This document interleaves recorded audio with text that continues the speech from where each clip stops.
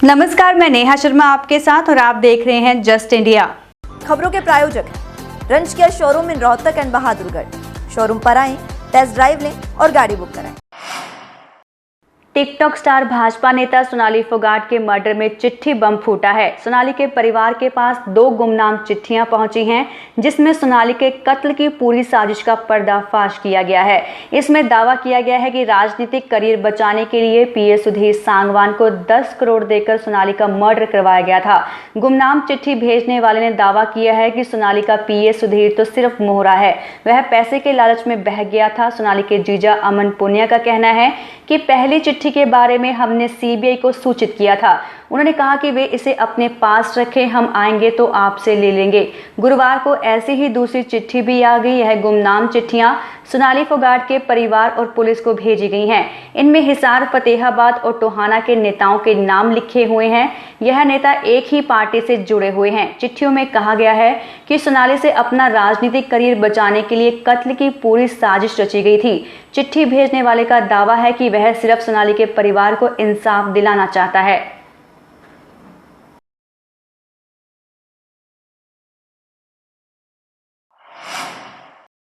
दिल्ली शराब घोटाला मामले में प्रवर्तन निदेशालय ने बड़ी कार्रवाई करते हुए दिल्ली और पंजाब में करीब 3 दर्जन ठिकानों पर छापेमारी कर रही है। एक साथ ईडी के इतने बड़े पैमाने पर कार्रवाई को लेकर हड़कंप मचा हुआ है। बता दें कि इससे पहले दिल्ली शराब घोटाले में ईडी ने आम आदमी पार्टी के संचार प्रभारी और कारोबारी विजय नायर को गिरफ्तार किया था। फिलहाल कोर्ट ने नायर को 2 हफ्ते की न्यायिक हिरासत में भेजा है। दिल्ली शराब घोटाला मामले में उप मुख्यमंत्री मनीष सिसोदिया भी एक आरोपी हैं। मामले में ईडी ने उनसे पूछताछ के साथ ही उनके घर की भी तलाशी ले चुकी है।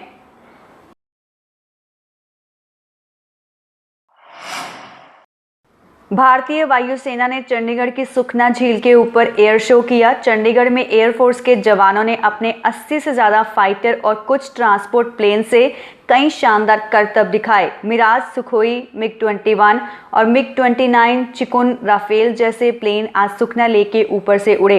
हजारों शहरवासियों और अन्य राज्यों से आए लोगों ने सुखना लेक के ऊपर हुए इस शो को देखा और रोमांचित हुए। एयरफोर्स के जवानों ने तेज गति के बावजूद प्लेन पर संतुलन बनाए रखते हुए बेहतरीन प्रस्तुति दी। इसी दौरान राष्ट्रीय झंडे को भी लहराया गया। इसे देख दर्शकों में देशभक्ति की भावना भी दिखी।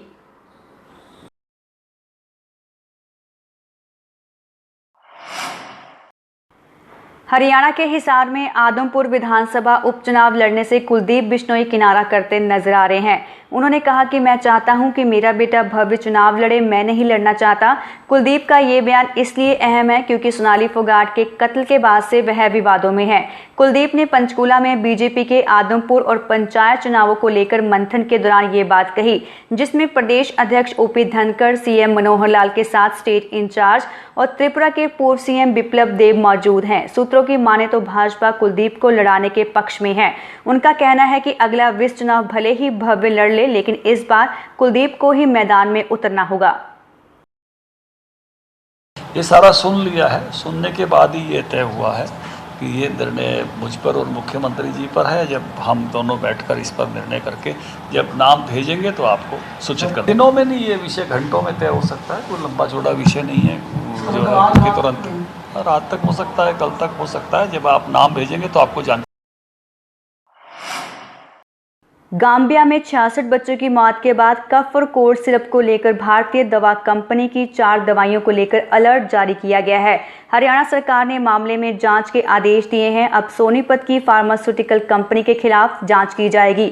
हरियाणा के स्वास्थ्य मंत्री अनिल विज ने जांच के आदेश जारी किए हैं। उन्होंने सख्त लहजे में कहा है कि अगर दवा में कोई भी गलती मिली तो दोषी फैक्ट्री संचालकों को बख्शा नहीं जाएगा। तुरंत संज्ञान लिया है और मैंने प्रातः उठते ही अपने ड्रग कंट्रोलर को कहा कि जाकर इसकी कार्रवाई करें और केंद्र सरकार के अधिकारी भी इसकी पूरी जानकारी ले रहे हैं।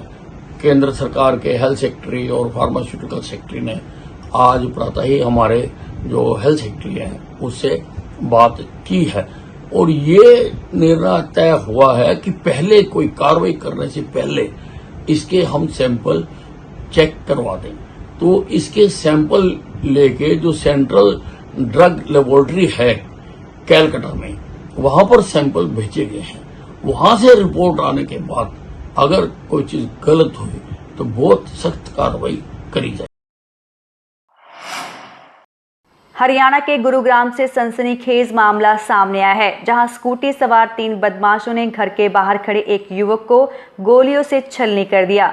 गोलियों की आवाज सुनकर घर से बाहर आए लोगों ने देखा कि युवक लहूलुहान हालत में जमीन पर छटपटा रहा है। इसके बाद घायल को आनंद फानन अस्पताल में भर्ती करवाया गया। घटना के बाद पूरे क्षेत्र में दहशत का माहौल है। वहीं सूचना मिलते ही पुलिस मौके पर पहुंची और मामले की जांच शुरू कर दी है। हरियाणा में पानीपत के गांव शहर मालपुर में 16 साल के किशोर की हत्या कर दी गई है। किशोर को उसके घर से उसका दोस्त बुलाकर ले गया था। देर रात उसे घर के बाहर फेंककर 3 लड़के छोड़कर फरार हो गए। छात्र मदहोशी में था, जिससे परिजनों ने पूछा कि उसकी ये हालत कैसे हुई है, जिस पर छात्र ने बताया था कि उसे कोल्ड ड्रिंक में शराब पिलाई गई है। इसके बाद उससे मारपीट की गई। छात्र की समालखा के अस्पताल ले जाते वक्त रास्ते में मौत हो गई। परिजनों ने इसकी शिकायत पुलिस को दी है। पुलिस ने शिकायत के आधार पर नामजद आरोपियों के खिलाफ हत्या का केस दर्ज कर आगामी कार्रवाई शुरू कर दी है। टोहाना में देर रात्रि कैंची चौक स्थित सिटी अस्पताल एंड मैटरनिटी होम पर बाइक सवार अज्ञात युवकों ने फायरिंग कर दी।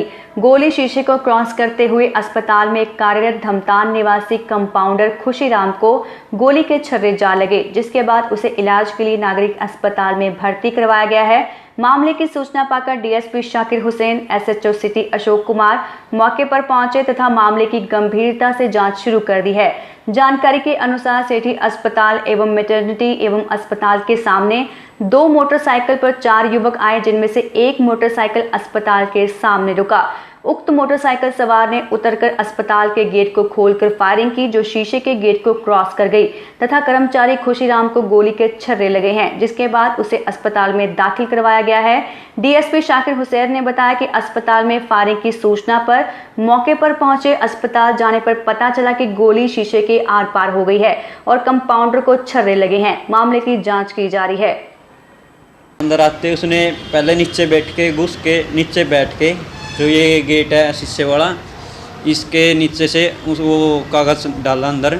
उसके बाद उसने ऊपर उठते ही फायर किया, ठीक है, और उसके बाद वो भाग गया। तो वहाँ पे कहाँ लगे फिर? नहीं, मेरे को नहीं लगी सर, मेरे को लगे छर्रे लगे सर। हाँ, मैं यहाँ पे था सर, मैं उसके गोली के सामने नहीं था, मैं पीछे था। सिटी हॉस्पिटल पर 4 जवान 2 मोटरसाइकिलों पे 2-2 बैठकर आए थे। जो उनमें से एक लड़के ने, नौजवान लड़के ने सीधा गेट खोलकर उस पर शीशे के गेट पे एक फायरिंग करी और चला गया, जिसमें जो हॉस्पिटल का कंपाउंडर था उसके एक छर्रे लगे हैं और उसमें जो उन्होंने बयान दिया उस संबंध में मुकदमा दर्ज करके पूरी जल्दी इसको प्रेस किया।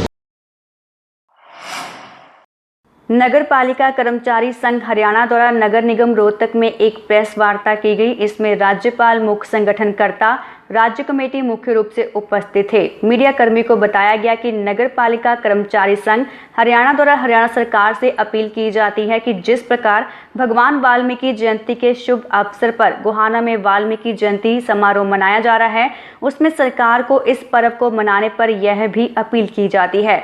रोहतक के अध्यक्ष संजय बिडलान द्वारा प्रेस कॉन्फ्रेंस में बताया गया कि पिछले 4 अक्टूबर 2022 को आयुक्त नगर निगम द्वारा ठेके के कर्मचारियों को 2 दिन के अंदर 2 महीने का वेतन का भुगतान का आश्वासन दिया था।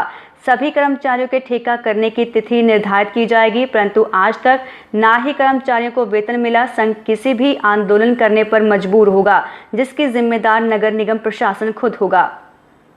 सरकार से वही मांग रहे हैं कि कच्चे कर्मचारियों को पक्का किया जाए। सरकार इतना पक्का नहीं करती, समान काम समान वेतन लागू किया जाए। और जो आउटसोर्सिंग पे जो कर्मचारी लगे हुए हैं, जो ठेकेदार उनके साथ बहुत शोषण कर रहा है, और जो सरकार कौशल विकास रोजगार जो लेके आई है, हम उसकी निंदा करते हैं। और नगर पालिका कर्मचारी संघ हरियाणा ये मांग करता है कि इस कौशल रोजगार को भंग करें। खबरों में फिलहाल इतना ही। देखते रहिए जस्ट इंडिया। नमस्कार।